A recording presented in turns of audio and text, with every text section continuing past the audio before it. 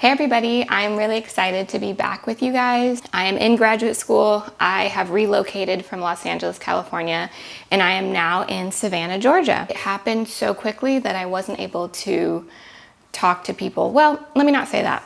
I actually intentionally didn't talk to people about it while the decision was being made because I wanted to be very, very clear on what God was leading me, where he was leading me. And sometimes I'm a person where I can ask for too much feedback and that can cause confusion in my decision-making process. So I was very intentional about, making this decision not a group decision, but a one-on-one decision with me and the Lord. And I'm so glad that I did that because I feel like I know that I'm meant to be here, and I'm just excited to share the story with you guys. I'm sorry that I'm going to be looking down quite a bit because I'm actually going to be reading I wrote it down because there are a lot of pieces to this story. And since I've been here for about a month and a half now, things start to, parts of the story start to fade as time goes by. And you can also sometimes reflect on old memories differently than how they happened. And so I do encourage y'all, if you like to write, or even if you don't like to write, journaling is really a really great thing to do. Just writing down things so that you can go back to them and be like, oh, that's what happened. And it also helps you to see how God has answered your prayers and how he has delivered you from certain situations. Because I can tell you right now, a few months ago, I was in a really stuck place in life. I wasn't happy with where I was living. I felt like I had stayed in a season too long and that season had expired and I was just stuck there because I didn't know where to move. I didn't have the money to move. I felt like school was going to have to come into play for me to really get serious about what I wanted to do. Without training, I didn't feel equipped to do the work that I was doing. There's lots of actors that don't have degrees and they are successful and amazing at what they do.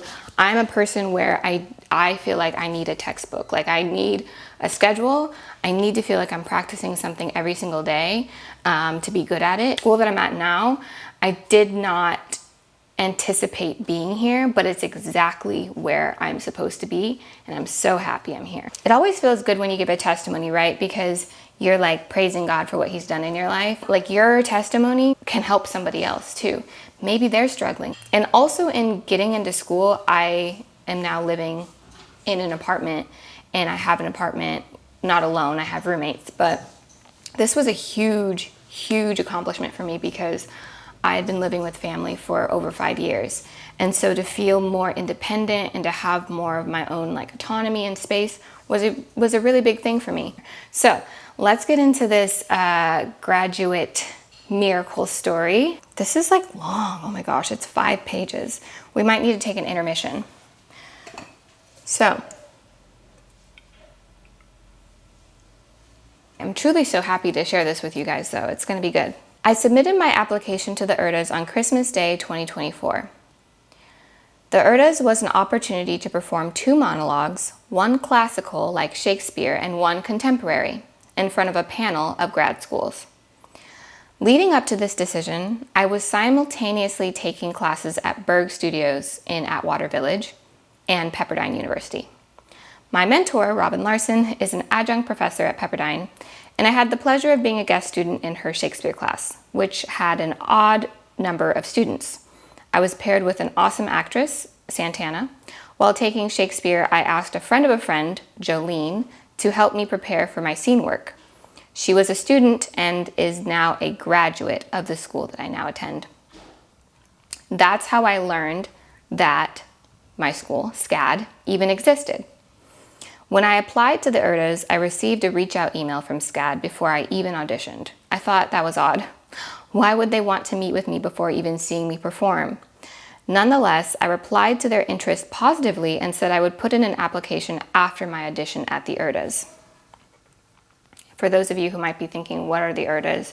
It's an abbreviation and I don't know what it stands for, but it's basically an opportunity for not only actors, but also directors to showcase their work to graduate schools. And you can do it it's so that you can put it out there for many different graduate schools at once, so that you're not having to apply individually to all these different programs. It's like a more efficient way of doing it. So just so you know, in case you're interested. The week of the IRDA's audition, Los Angeles went up into flames. I evacuated my home, seeing smoke from the Kenneth fire from my bedroom window. I drove to Monterey and stayed with my friend April for the weekend. After leaving her house, I accidentally drove 4 hours north and ended up in a small town called Truckee, California, next to Lake Tahoe.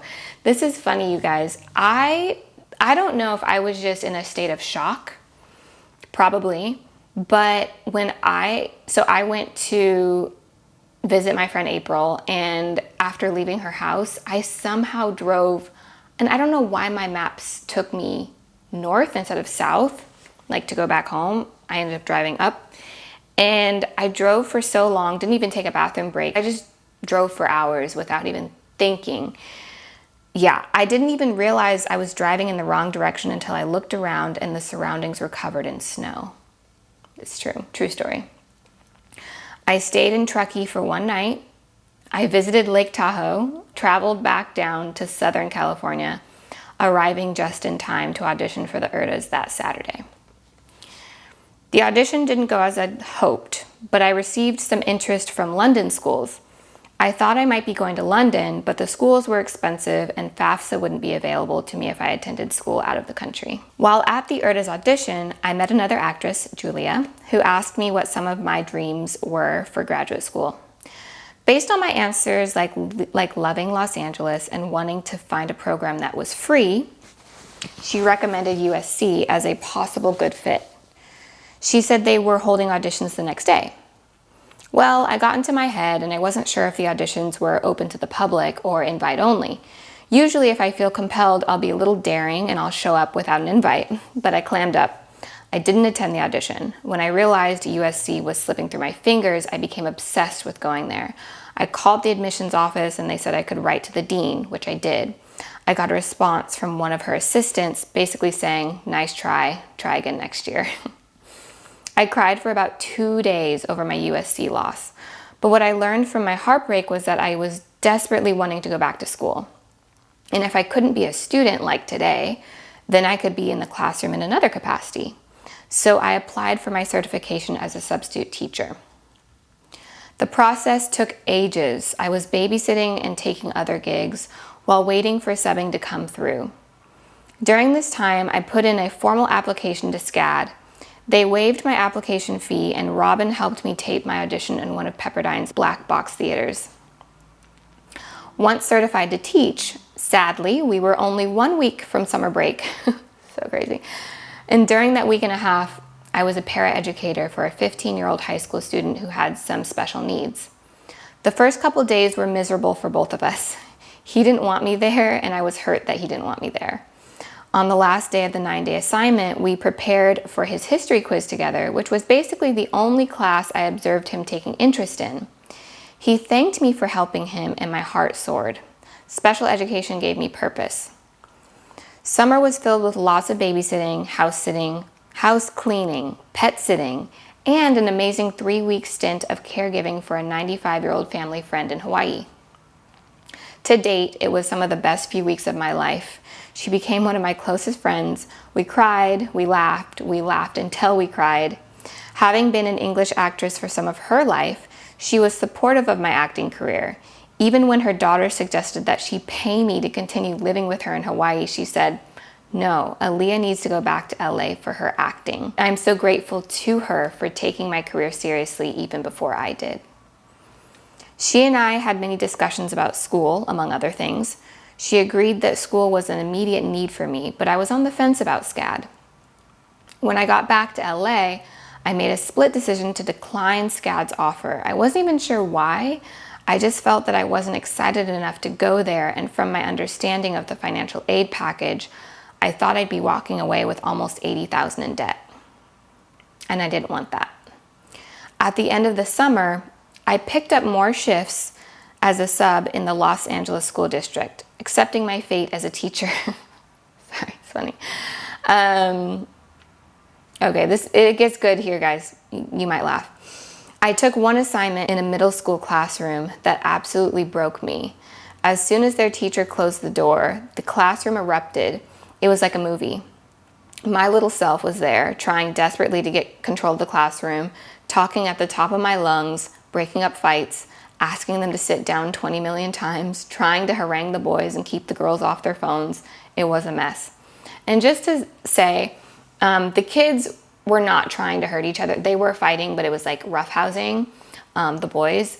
And so I didn't feel like I was in danger in any way. I just was like, what is going on? I felt like I didn't have control of the classroom at all. And you know how, you guys remember middle school, right? When there was a substitute teacher, it was like a day off. You could do whatever you want. You could be on your phone. You could talk to your friends. It was just like a heyday. And that's exactly what my experience was as a substitute teacher. When I left that day, I was hysterical.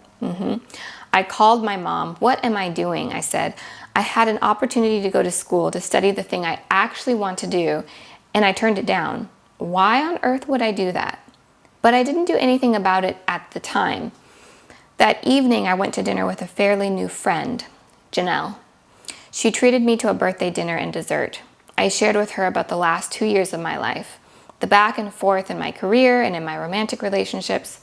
She said it sounded like I was dealing with the spirit of confusion and that I needed deliverance. For the first time in a long time, I forced myself to listen without getting defensive or succumbing to self-judgment. I cried like a baby. I accepted that I needed deliverance. She encouraged me to find my spiritual language, which is speaking in tongues. About a week later, I was in the classroom again, but this time as a teacher's aide. Since there wasn't much for me to do except monitor the class while students took their tests, my mind started to wander back to school.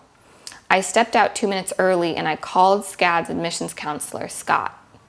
Scott picked up on the first ring. I told her I was calling about my enrollment. She assured me that I was no longer enrolled or being considered for enrollment. On the contrary, I told her, I was actually looking to be reinstated. Like it was nothing, she said, "Oh yes, we can reinstate you." That easy. I told her that I didn't understand the financial aid package. I'm sorry, I didn't take the time to get clarity. I just assumed I would be walking away with tons of debt, I said. She let me know that she would need to take a look at my financial aid package to give me answers. We set up an appointment for the next morning. At that meeting, she told me that she spoke with the director of admissions and they increased my scholarships. With scholarship funding and the loans from FAFSA, I wouldn't owe the school anything. In fact, I would get a refund each quarter. At this, I started giggling out of excitement. I even apologized to Scott, telling her that I was feeling giddy because going to school felt possible, and that made me excited. I still didn't know if it was a full green light, so I asked for action steps. Step 1, Step 2, Step 3, etc. Step 1 was the enrollment fee of $500. Which I didn't have the money to pay. I asked her about housing and she said there was a young lady who reached out to her just a day prior looking for a student to sublet her room. When I emailed that young lady, Claire, I'm smiling because Claire and I are now friends and that's going to be a testimony for another time. When I emailed that young lady, Claire, she told me the room was still available. It seemed like a good fit, a private bed and bath in a clean building that was reasonably close to campus. During all of this, my mom was flying into town the next day for a women's conference at my church. Also, I was house sitting for one of my colleagues, Deborah. The instability of my life was definitely building the tension and amplifying the desire to make a decision about school. I wanted to commit to something. 2 years felt like a good start.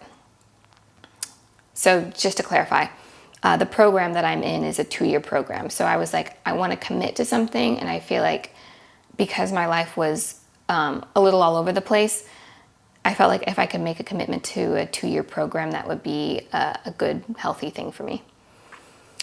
I was starting to feel frantic.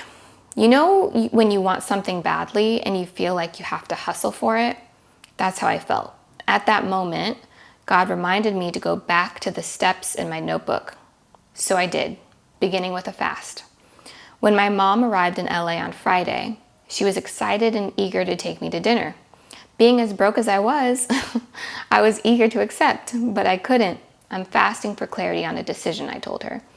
I didn't tell her that the decision was about school or that I might be moving in a week. I invited her to join me in the fast, and she said yes. Next day, we go to the women's conference, and I am on a mission for deliverance. If you guys recall the conversation I had with my friend Janelle, she said I needed deliverance because I was dealing with confusion. I sit in the front row with my mom on my right and Janelle on my left. The pastor's wife's mom gives her testimony, and at the end, she looks directly at me. You have a calling on your life, she says. I burst into tears. It's in your belly, she says, and she puts her hands firmly on my stomach. Stand up, she says. I stand up. She starts speaking in tongues, and to my surprise, I start speaking in tongues too. I've never spoken in tongues before, you guys. This was probably the most transformative moment in this whole thing, because speaking in tongues is like,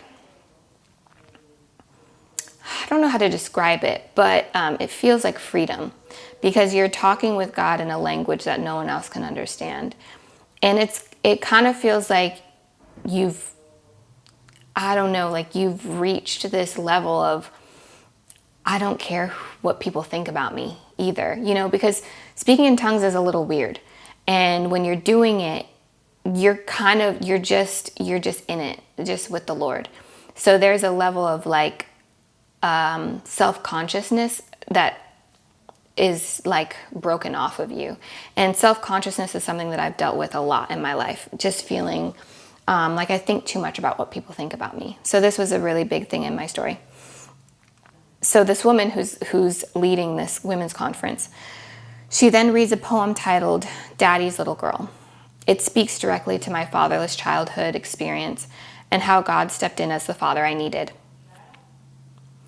She told me that I am a voice for my generation. I felt delivered. After that, I prayed over my mom in tongues. I prayed over another young woman in tongues, and another, and another. I was free. After the event, my pastor's wife prayed with me about my decision to go to SCAD. She was only one of 3 people who knew at this point. We were asking God boldly for an answer by 11:59 that night. She instructed me to fast if I wasn't already, but I was. By the end of the fast, I didn't hear God say, go to SCAD or don't go to SCAD. All I had were the steps in my notebook, and I knew he was asking me to follow them. So I decided that if he blocked any one of those steps, then it wasn't in his will. For the time being, I would go forward with the confidence that he would put a stop to anything that wasn't for my good. My mom and I broke the fast together with some beans, rice, and burnt tips from Costco. It made me physically sick. Way too heavy of a meal to break a fast, just a side note. I shared with her about SCAD and everything up until that point. My mom looked at me with her blue-green eyes. This is funny. I say blue-green eyes because my whole life I've said my mom has blue eyes. And then randomly someone asked my mom, what color eyes do you have? And she said green. And I was like, your eyes are not green. I might put a picture up and you guys can determine if she has blue or green eyes, but I still think blue. Personal opinion.